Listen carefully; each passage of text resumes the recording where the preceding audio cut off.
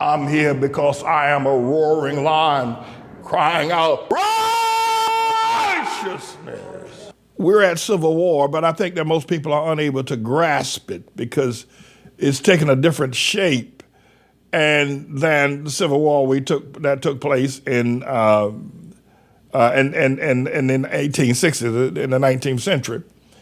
But we're at civil war. Last evening, I think the Georgia legislators have passed an immediate, if you will, legislative law giving them the power to be able to remove prosecutors from the various prosecutorial regions of Georgia if they so desire. So for whatever reasons, and as you know, Fani Willis is a prosecutor there in Fulton County, Georgia, Atlanta, and she's on the precipice of revealing, or at least indicting several members of the Trump organization, if not indicting Trump himself. And Georgia, though it went blue in terms of voting for Joe Biden, is mainly a Republican state, is mainly a red state in terms of the legislators in the Assembly and the Senate of Georgia. And they've gotten together to figure out, well, if we remove, I don't know, they haven't said that, and I'm just guessing that this would be a ploy of them, that they would pass this unprecedented legislation in the Georgia Senate to be able to have the power to remove prosecutors at will.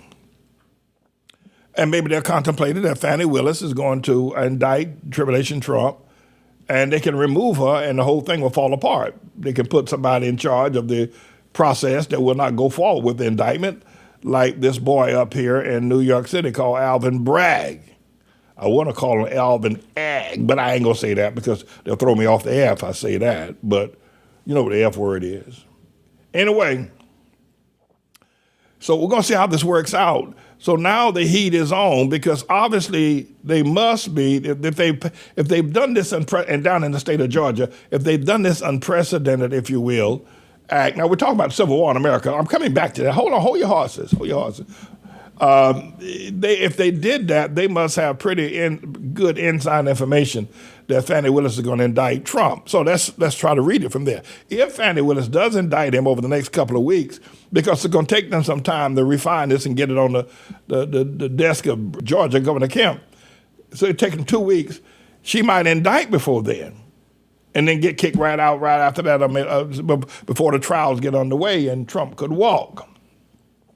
Giuliani, Mark Meadows, Lindsey Graham, a bunch of other people who possibly could be indicted could walk as well, according to Fani Willis. So we got to see how all this works out. But I think what I want to say to you is that we're most assuredly, and people are using the legislative, they're using their states and the identity. Listen, Marjorie Taylor Greene is calling for an outright division of America, red state, blue state. She's actually calling for a division in America and its federal government and its breakup. Hell, they'd be calling for two presidents, Marjorie Taylor Greene. And by the way, people, I know, the liberal media, the CNNs of the world, and the Washington Post, New York Times are jumping up and down and having fits that Marjorie Taylor Greene, but the Republicans are not. Now here's the deal. Can I share something with y'all? And they promise not to hate me. Say, Pastor Man, we're gonna love you even after you say that. Well, I don't know about you loving me. I don't know about that. You ain't got to go that far. But don't hate me. What we have going on now in terms of the division in America is indeed at the Civil War level. It is. And the problems that we're facing in terms of the fact that people think that, Fox News and CNN, they're in competition. Fox News is, got the Dominion case going against them. The issue is that people who follow Trump have good reason not to want to be a part of the liberal Democrats and a lot of their perversion and their, Black Lives Matter. And they want to cast themselves as, we need to separate ourselves from them. So we see this happening. In the first Civil War, that was fired on Fort Sumter, back there in South Carolina, and it lasted for 4 years. A lot of people died, and finally the Union forces were able to overcome. the Civil War, the insurrection on January 6th, where the Temple of Democracy was fired on, well, not fired on, but at least there was an act against that Temple of Democracy that will live on forever. We are at a civil war, and I think the thing that I want to express to you is that most of the problems in America the problem in America back in 1860 that started the Civil War then was slaves and black people. Well, the problem in America today that started the Civil War with the Marjorie Taylor Greens and, the Ron DeSantis and Donald Trumps and, the Jim Jordans and, the Hakeem Jeffries and the Nancy Pelosi's and, the Eric Adams and all the others is black people. Let me tell you what I mean by that. If you were to extract, if you do a Marcus Garvey thing and take all black people out of America, it may create some economic situation, but there are enough Latinos to fill in whatever employment that need to be done. Crime will go down into the cellar if you take all black people out of America. Then the politics of Marjorie Taylor Greene, as opposed to Ilhan Omar or Alexandria Ocasio-Cortez, would fade because they wouldn't have anything to argue about. It is black people in the middle of it. Is the same thing was in the middle of the Civil War in 1860. The same problems exist. Black people, they're the problem. Now, I don't say that because I hate black folk. I say it because the matter has not been resolved. And the political leaders that we need to resolve the matters don't have the insight or the wisdom or the favor of God to be able to resolve it. Let's say, for instance, you can't Marcus Garvey all black folk. You're not going to get them all these. You ain't going to get Jay-Z to leave that $88 million house out there he got there in Bel Air, and you ain't going to get LeBron James. But I tell you what happened if you did take all black people out of America, that the sports industry would fall down to nothing. There would be no sports. It would not be. Anyway, so you can't take them all out, take everybody back to Africa. But let's say, for instance, you could take all the ignorant. I mean, because I love my brother. I love him in Harlem. I love my brother. But I do declare he is the most backward, asinine, ignorant, racist, if you will, victim, blame game, low, if you will, ethics, let anything like a snake like Al Sharpton be his leader, call a white man called Barack Hussein Obama that came out of a white woman, call him black, then get kicked in the teeth by Obama, who never did a damn thing for black people, didn't do a damn thing except make their lives worse. And yet he's still talking about Obama. This black man, he got a problem. So he is a misfit of problems psychologically, and he's getting worse.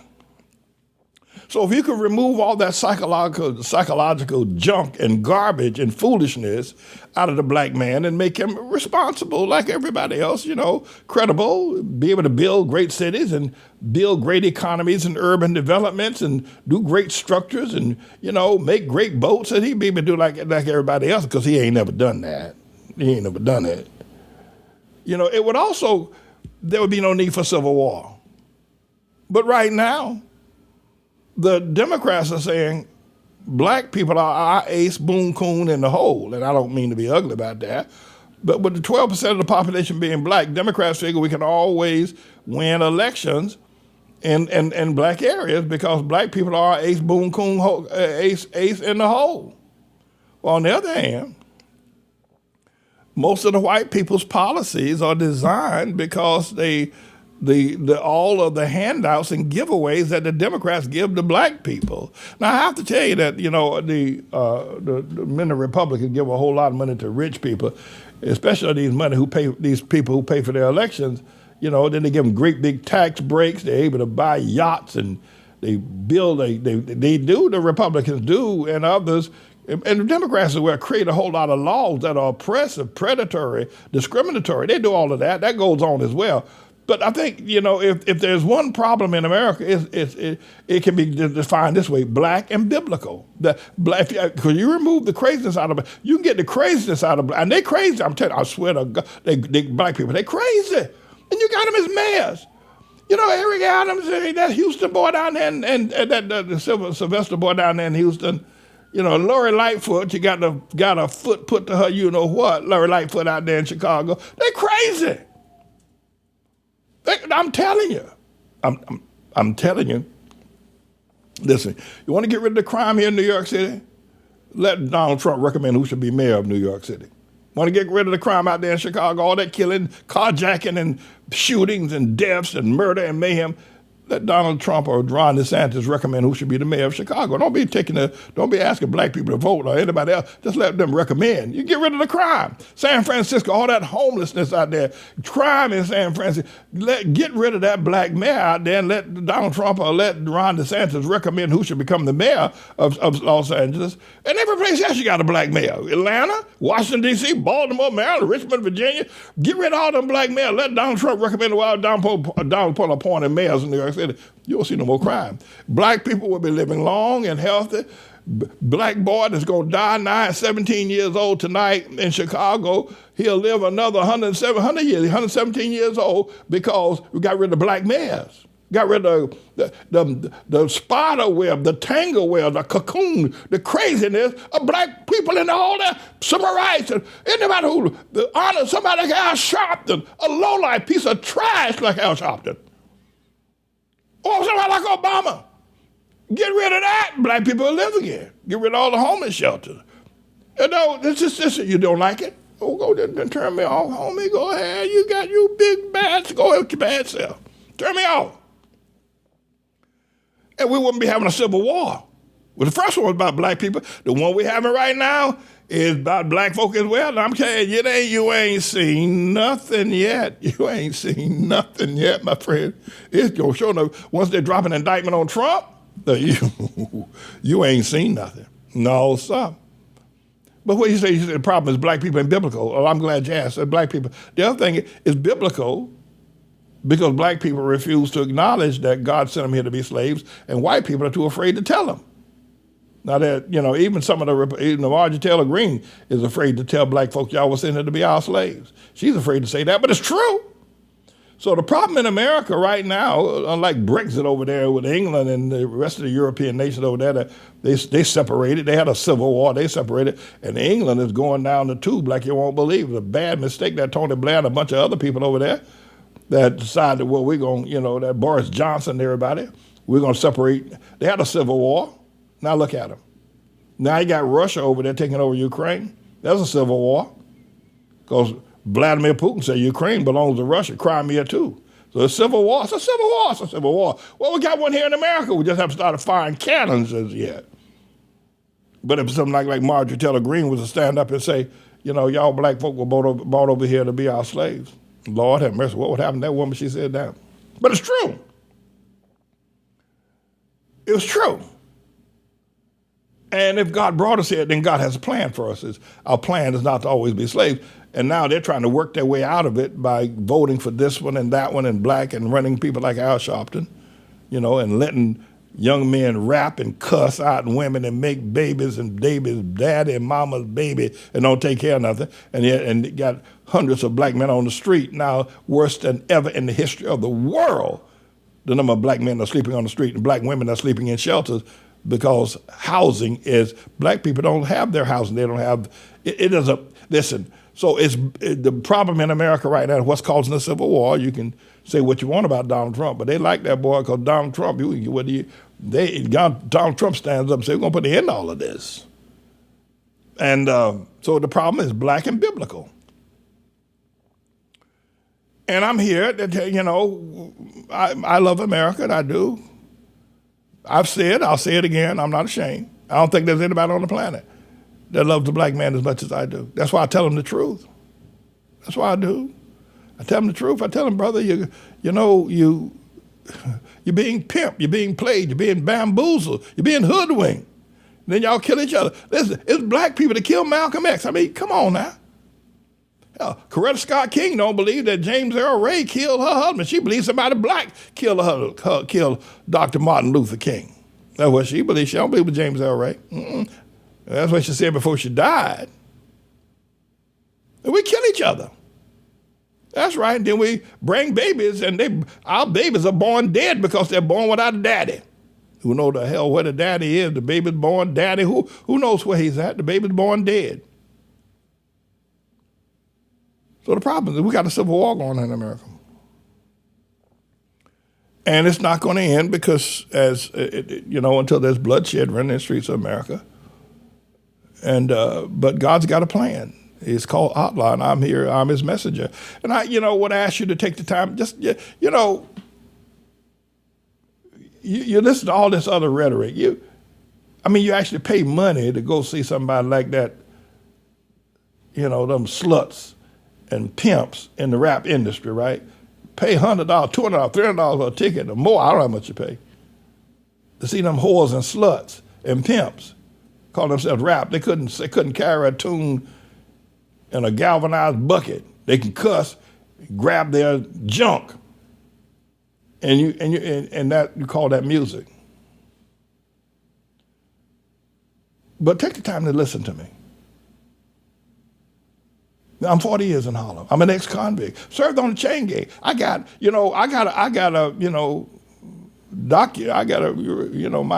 resume is, my resume speaks volume. And I don't have to say I love the black man. I don't have to say that. I tell you what, there are a whole lot of people that fear the hell out of me. They're scared that one day you're going to actually get enough damn sense to turn around and start listening to me. If one of y'all do that, they might not be so scared. But if three of y'all start saying, the good honorable Pastor Manning is speaking the truth out of Harlem, I'd call it a movement, and they wouldn't know what to do with it if y'all start listening to me.